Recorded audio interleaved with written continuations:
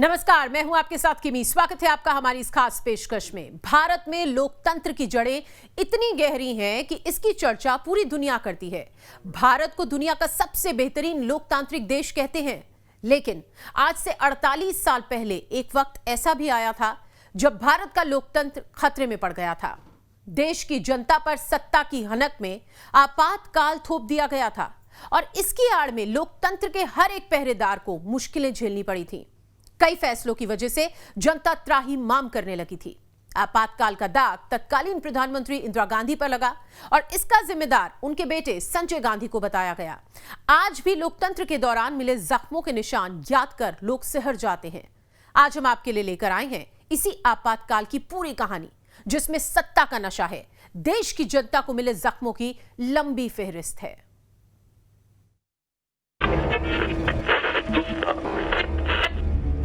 आकाशवाणी है।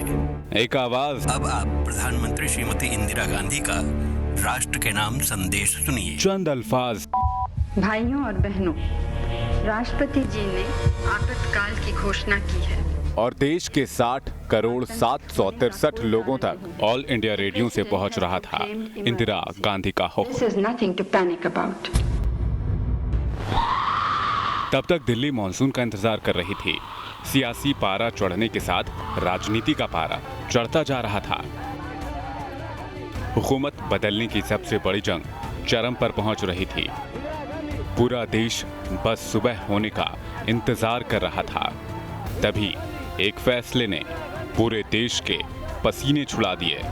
भाइयों और बहनों, राष्ट्रपति जी ने आपातकाल की घोषणा की है। इससे आतंकित होने का कोई कारण नहीं है। वो तारीख थी 25 जून 1975, जब 28 साल पहले आजाद हुआ हिंदुस्तान आपातकाल की गुलामी में धकेला जा रहा था। 48 साल पहले 25 और 26 जून की दरमियानी रात लोकतंत्र के लिए खौफनाक सपने जैसी थी। तब उस वक्त प्रधानमंत्री इंदिरा गांधी ने देश की जमहूरियत की जुबान बंद करके अपनी कुर्सी बचाने का फैसला किया था और उनके शुभ चिंतकों ने हालांकि उन्हें कुछ दिनों के लिए कुर्सी छोड़ने की सलाह दी थी, लेकिन इंदिरा गांधी के बेटे संजय गांधी ने यह कहा कि मां एक दिन के लिए भी प्रधानमंत्री पद को नहीं छोड़ेंगी। 12 जून को इलाहाबाद हाईकोर्ट ने ऐसा फैसला सुनाया जिससे इंदिरा गांधी के पैरों के नीचे जमीन खिसक गई। समाजवादी नेता राजनारायण की याचिका पर हाईकोर्ट ने रायबरेली से इंदिरा गांधी के चुनाव को अवैध ठहरा दिया। इंदिरा गांधी बड़ी मुश्किल में थी।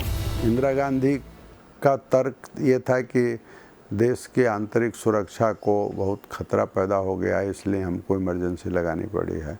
सच ये था कि 12 जून को जब उनके मुकदमे का फैसला आया तो इंदिरा गांधी ने तभी तय कर लिया था कि इमरजेंसी के अलावा कोई रास्ता नहीं है। सांस्कृतिक तथा शैक्षणिक क्रांति करना। उधर जयप्रकाश नारायण 2 साल से सरकार की नींव हिलाने में जुटे थे और अंततोगत्वा नया भारत बनाना है। 2 महीने पहले ही मार्च महीने में 3 लाख से 5 लाख लोग राष्ट्रपति का घेराव करने पहुंचे।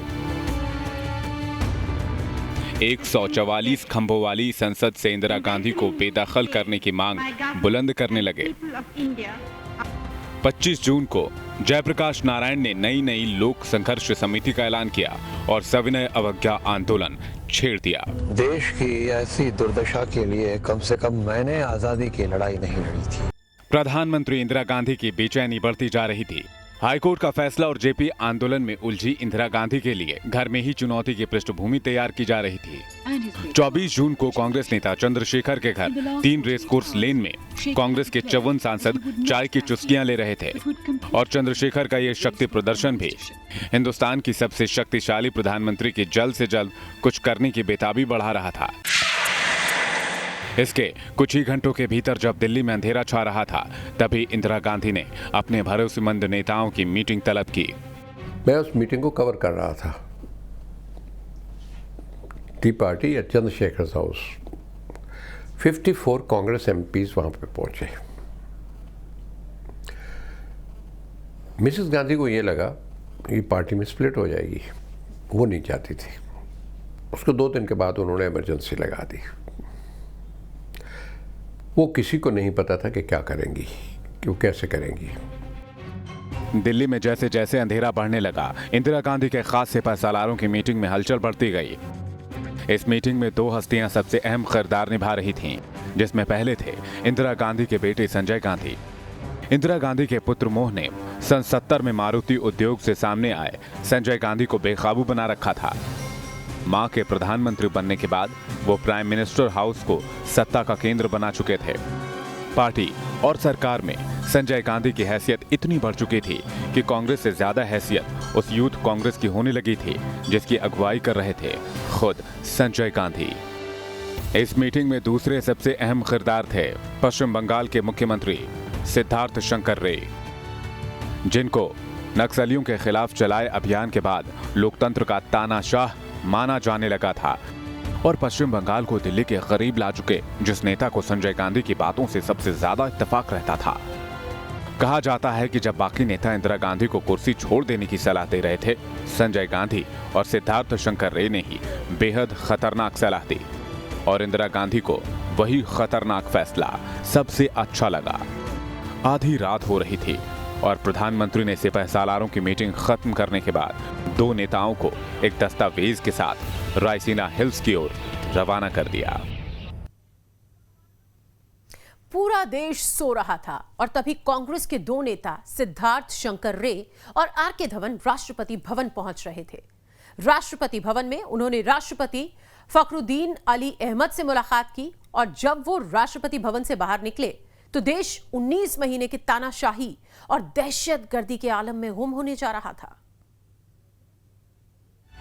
रात 12 बजे 25 जून 1975 जब कुछ नेता इंदिरा गांधी को किसी और के हवाले कुर्सी कर देने की सलाह दे रहे थे, संजय गांधी अपनी मां इंदिरा गांधी को समझा रहे थे कि कुर्सी से हटने का मतलब होगा कुर्सी गंवाना।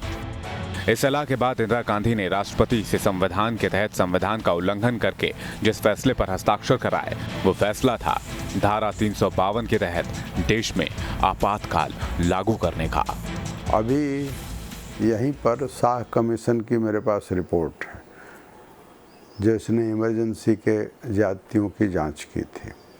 उसमें सिद्धार्थ शंकर रे का बयान है बाकायदे कि जब वो राष्ट्रपति के यहाँ इंदिरा गांधी के साथ जा रहे थे तो विजय चौक के पास इंदिरा गांधी ने उनसे पूछा कि ये बताओ कि बिना कैबिनेट को इन्फॉर्म किए हुए हम इमरजेंसी लगा सकते हैं या नहीं लगा सकते। आधी रात में जब पूरा देश बेसुध सो रहा था, तब देश की राजधानी में अंधेरे में काल कोठरी खाली की जा रही थी। Maintenance of internal security act Misa और DIR के हथियार निकाले जा रहे थे। पहले से तय ठिकानों पर छापे मारे जा रहे थे, जिनमें से मुख्य शिकार थे जयप्रकाश नारायण। पुलिस ने रात के अंधेरे में ही जयप्रकाश नारायण को गिरफ्तार कर लिया। 25 और 26 जून की रात जयप्रकाश नारायण के अलावा मोरारजी देसाई, चरण सिंह, अशोक मेहता, अटल बिहारी वाजपेयी समेत कई सांसद जेल की सलाखों के पीछे भेज दिए गए। भोर की रोशनी फूटने से पहले ही कांग्रेस के बागी सांसद चंद्रशेखर और मोहन धारिया समेत 30 सांसद काल कोठरी में कैद कर दिए गए। संपूर्ण क्रांति की अलख जगा रहे नानाजी देशमुख, जॉर्ज फर्नांडीज, बलराज मधोक जैसे कुछ ही नेता गिरफ्तारी के लिए निकली टीम की आंखों में धूल झोंकने में कामयाब हुए और फरार हो गए। रात को इमरजेंसी लगा दी गई। सुबह फोन आया कि अपोजिशन के लीडर्स अरेस्ट कर लिए गए हैं अक्रॉस द कंट्री। अखबार छपना नहीं दिया, रात को बिजली स्विच ऑफ कर दी गई अखबारों की। उस सुबह लोगों के घर अखबार भी नहीं पहुंचे। गुप्त मीटिंगों में आपातकाल के फैसले के साथ हर अखबार के दफ्तर की बिजली काट दी गई, पेपर नहीं छपने दिए गए। सिद्धार्थ शंकर रे और आर.के. धवन जाके प्रेसिडेंट को मिले, फखरुद्दीन अली अहमद को। तो इतना तो हम रिपोर्ट कर पाए कि कोई डिसीजन आने वाले हैं। सिद्धार्थ शंकर रे जाके मिले हैं प्रेसिडेंट के साथ, कुछ ना कुछ होने वाला है। इमरजेंसी का वर्ड किसी को स्ट्राइक नहीं किया। रात को इमरजेंसी लगा दी गई। सुबह फ़ोन आए कि अपोजिशन के लीडर्स अरेस्ट कर लिए गए हैं अक्रॉस द कंट्री। अखबार छपना नहीं दिया, रात को बिजली स्विच ऑफ कर दी गई अखबारों की। अगली सुबह जब देश 19 महीने की अंधेर गर्दी की आगोश में जा रहा था, संविधान और कानून खत्म किए जा रहे थे, तो अवैध फाइलों पर कानूनी मुलम्मा भी चढ़ाया जा रहा था। सुबह करीब 6 बजे देश के कैबिनेट मंत्रियों को सोते से जगाया गया, उन्हें आपातकाल लागू करने का फैसला सुनाया गया और फैसला लागू हो जाने के बाद फैसले पर कैबिनेट की मुहर लगाई गई। इसके बाद इंदिरा गांधी ने ऑल इंडिया रेडियो का रुख किया और 26 जून को सुबह 8 बजे प्रधानमंत्री ने जो कुछ भी कहा, उसमें खौफनाक फैसले के बीच एक भरोसा दिलाने की कोशिश भर थी जो कभी भी पूरा नहीं होनी थी। आगे बढ़े और मनुष्य जाति के हम सब छोटे छोटे भाग हैं। क्या संदेश हम दूसरों को दें, उसके पहले हमको स्वयं उस संदेश को समझना है। आपातकाल का सिर्फ सीपीआई ने समर्थन किया, लेकिन शुरुआत में सीपीएम डीएमके के किसी भी बड़े नेता को नहीं छुआ गया। सीबीआई ने फोन टैप करने शुरू कर दिए। जैसे जैसे आधार मिलता गया, नेता गिरफ्तार होने लगे। कुछ ही दिनों में आरएसएस, जमाते इस्लामी, आनंद मार्ग और नक्सलियों समेत 26 संगठनों पर पाबंदी लगा दी गई। संगठन के मुख्य नेताओं को गिरफ्तार कर लिया गया। 2 साल से जिस देश में एक आंदोलन तेजी से फैल रहा था, वहां सन्नाटा छा गया। देश के आंतरिक खतरे का हवाला देते हुए जनता के सारे अधिकार खत्म कर दिए गए। प्रेस पर ताला लगा दिया गया, मीडिया पर सेंसरशिप लागू कर दी गई। सोशलिस्ट पार्टी का मुखपत्र जनता, सीपीएम की मेन स्ट्रीम और पीपुल्स डेमोक्रेसी समय समय पर बंद होती गईं। 4 न्यूज एजेंसियों, press trust of India, United press of India, समाचार भारती और हिंदुस्तान समाचार को मर्जर के लिए मजबूर कर दिया गया। जिन अखबारों ने सरकार की चाटुकारिता से इनकार किया, उन्हें इसके नतीजे भी भुगतने पड़े। ये जो आपातकाल आया भारतवर्ष में, ये भारतवर्ष के मिजाज के सर्वथा प्रतिकूल था। भारत की जनता किसी भी कीमत पर अपनी स्वाधीनता का हनन होता नहीं देख सकती, चाहे दौर कोई भी हो। यहाँ तक कि इंदिरा गांधी की नजदीकी मित्र अरुणा आसफ अली के अखबार द पैट्रियट ने जब संजय गांधी की प्रशंसा करने से इनकार किया, तो उसे भी सरकारी विज्ञापन मिलने बंद हो गए। दूरदर्शन और ऑल इंडिया रेडियो का जमाना लौट आया। दोनों सरकारी तोते की तरह सरकार की बातें जनता तक पहुंचाने लगे। राजनेताओं के बाद अगर सबसे ज्यादा असर इमरजेंसी का रहा तो वो पड़ा मीडिया पर।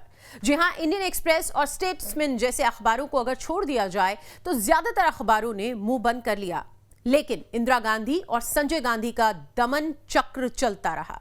लेकिन हकीकत यह भी है कि अगर आज जमहूरियत जिंदा है तो इसमें मीडिया की भूमिका को नकारा नहीं जा सकता। सरकारी सेंसर के आगे सारे अखबार सरकार के पीआर एजेंट नजर आने लगे। छपने से पहले अखबार पीआईबी भेजे जाते थे। जो अखबार सेंसर किए जाते थे उन पर स्याही पोत दी जाती थी, जबकि विरोध में कुछ अखबार अपने कॉलम खाली छोड़ने लगे। तब अखबारों की हेडलाइन होती थी, देश आगे बढ़ रहा है। इमरजेंसी से अनुशासन का युग आया, बेहतर भविष्य की ओर कदम ताल, मजबूत और समृद्ध भविष्य के लिए आपातकाल। इस बीच जिन खिताबों में चाटुकारिता की चाशनी परोसी गई वो थी freedom is not free, era of discipline और थैंक यू मिसेज गांधी। शायद इस दौर में खुशवंत सिंह इकलौते ऐसे पत्रकार थे जिन्हें संजय गांधी के समर्थन से परहेज नहीं था। तब खुशवंत सिंह मुंबई में इलस्ट्रेटेड वीकली के संपादक हुआ करते थे और उन्होंने लिखा था, मैंने देखा बॉम्बे में गुंडे गाड़ियों को तोड़ते, दुकानों की खिड़कियां तोड़ते आगे बढ़ रहे थे। वो चाहते थे कि ऐसा ही चलता रहे। उन्होंने संजय गांधी को प्यारा गुंडा भी कहा और कहा, संजय एक ऐसे नेता हैं जो बदलाव की जल्दबाजी में हैं, लेकिन जिसके पास प्रधानमंत्री का बेटा होने के अलावा कोई अधिकार नहीं है। इस बीच एक दिलचस्प घटना घटी। एक एडल्ट मैगजीन के साथ। उस मैगजीन के संपादक हुआ करते थे विनोद मेहता, और जब सरकारी महकमे में सेंसर होने के लिए एक एडल्ट मैगजीन चहलकदमी करने लगी तो सरकार भी दुविधा में फंस गई। आखिर उस पर फैसला हुआ जो बाद में मुहावरा बन गया। वो फैसला था, एडल्ट मैगजीन सेंसर करने की जरूरत नहीं है, बस मैगजीन में पॉलिटिक्स नहीं होनी चाहिए। इस बीच जयप्रकाश नारायण की जेल में तबीयत खराब हो गई और 12 नवंबर 1975 को सेहत की वजह से उन्हें रिहा कर दिया गया। लेकिन तब तक आंदोलन के पर काटे जा चुके थे, नाखून उखाड़े जा चुके थे। इंदिरा गांधी ने मीसा को न्याय के दायरे से बाहर निकाल दिया। इसके साथ ही मीसा बंदियों से यह हक छीन लिया गया कि वो अदालत का दरवाजा खटखटा सकें। अदालत का भी मीसा पर सरकार से जवाब तलब करने का अधिकार छीन लिया गया। तब देश लोकशाही में न्याय व्यवस्था को भी दम तोड़ते देख रही थी। इंदिरा गांधी नए कानून बनाकर सुप्रीम कोर्ट से भी ऊपर हो गईं और सुप्रीम कोर्ट ने एक फैसला जारी कर लोगों के जीने का अधिकार भी छीन लिया। कि हम लोगों को बचाने के क्रम में भी गांवों में जाना पड़ता था। एक तरह से हाइडिंग प्लेस छात्रों की बन गई गांवों की तरफ। लेकिन वो इतना संतरासदायक दौर था कि जब मतलब हर व्यक्ति को यह डर लगता था कि कभी भी कहीं से भी हम उठा लिए जाएंगे, कहीं से भी हम सरकार के मेहमान बना दिए जाएंगे, हमारी हड्डियां तोड़ डाली जाएंगी, हम जीवन भर के लिए अपंग बना डाले जाएंगे। आंकड़े बताते हैं कि 1,40,000 लोगों को मीसा और डिफेंस ऑफ इंडिया रूल्स यानी DIR के तहत गिरफ्तार किया गया। उस वक्त जेल जाने वालों को पता भी नहीं था कि वो जेल से कब लौटेंगे या नहीं। खाकी में हर किसी को खौफ नजर आने लगा। सादी वर्दी में सुरक्षा कर्मी भी डराने लगे। एक दूसरे से भी लोग डरने लग गए थे। मीसा बंदियों ने जेल से निकलकर जुल्म की जो दास्तां बयां की, उसने हर किसी को हिला दिया। उन्हें बर्फ की सिल्लियों पर लिटाया गया, पैरों पर डंडे बरसाए गए, पेड़ों पर उल्टा लटका कर रखा गया। एक ऐसा अत्याचार जिससे उबरने में कई साल लग गए। इस बीच सरकार ने असली आंकड़ा और जेल में हो रहे अत्याचार के किस्सों पर पर्दा डालने के लिए एक और चाल चली। स्मगलरों, हवाला व्यापारियों, गुंडों को भी मीसा और DRI में गिरफ्तार किया जाने लगा। देश में 2 साल पहले से ही मीसा में नक्सली गिरफ्तार किए जाने लगे थे, और जब उसी एक्ट में राजनीतिक बंदी जेल पहुंचने लगे तो यह फर्क करना मुश्किल हो गया कि कौन किस यातना के काबिल है। इस वक्त संजय गांधी की चौकड़ी में रक्षा मंत्री बंसीलाल, इंदिरा गांधी के निजी सचिव RK धवन और VC शुक्ला हुआ करते थे, जिनके इशारे पर पूरा देश नाच रहा था। आपातकाल लागू होने के 5वें दिन ही इंदिरा गांधी के 20 सूत्री कार्यक्रमों में संजय गांधी का जो 5 सूत्री कार्यक्रम लागू किया गया, उससे पूरा देश हाहाकार कर उठा। दरअसल संजय गांधी ने 5 फॉर्मूले दिए थे। इनमें से 2 फॉर्मूले थे दहेज और जाति प्रथा को खत्म करना, तीसरा फॉर्मूला था पूरे देश को शिक्षित करना, चौथा फॉर्मूला था झुग्गियों को हटाना और 5वां फॉर्मूला था नसबंदी का। नसबंदी का ऐसा सिलसिला चला कि ये आम लोगों की जिंदगी से निकलकर फिल्मों तक जा पहुंचा।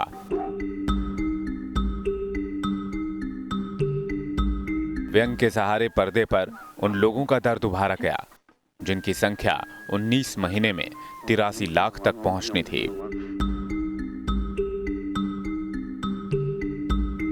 सरकारी अफसरों, मेडिकल टीम, पंचायतों और यहां तक कि स्कूल के टीचरों तक को नसबंदी का टारगेट दे दिया गया।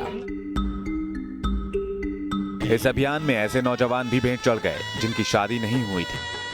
ऐसे लोग भी भेंट चढ़ गए जिनकी बच्चा पैदा करने की उम्र खत्म हो चुकी थी। देश में हर जगह नसबंदी कैंप खुल गए जिसमें हर शिकार को कैश, घी या फिर रेडियो दिया जाता था। आरोप लगे कि ऐसे लोगों का कोई आंकड़ा दर्ज नहीं किया जाता था जिनके इस बर्बर ऑपरेशन में मौत हो जाया करती थी। करीब 1 साल बाद संजय गांधी ने इसी बर्बरता को जायज ठहराने की कोशिश दिल्ली में की। 1976 के अगस्त महीने में दिल्ली में हम दो हमारे दो नाम से सेमिनार किया गया जिसमें जनसंख्या वृद्धि के विस्फोटक आंकड़े रखे गए। एक वक्ता ने कहा, हर 19वें सेकंड में पश्चिम बंगाल में एक बच्चा पैदा होता है, यानी हर मिनट में 3 और हर घंटे में 180 बच्चे। यहाँ तक कि जब 2 घंटे बाद हमारा सेमिनार खत्म होगा तो पश्चिम बंगाल में 360 बच्चे पैदा हो चुके होंगे।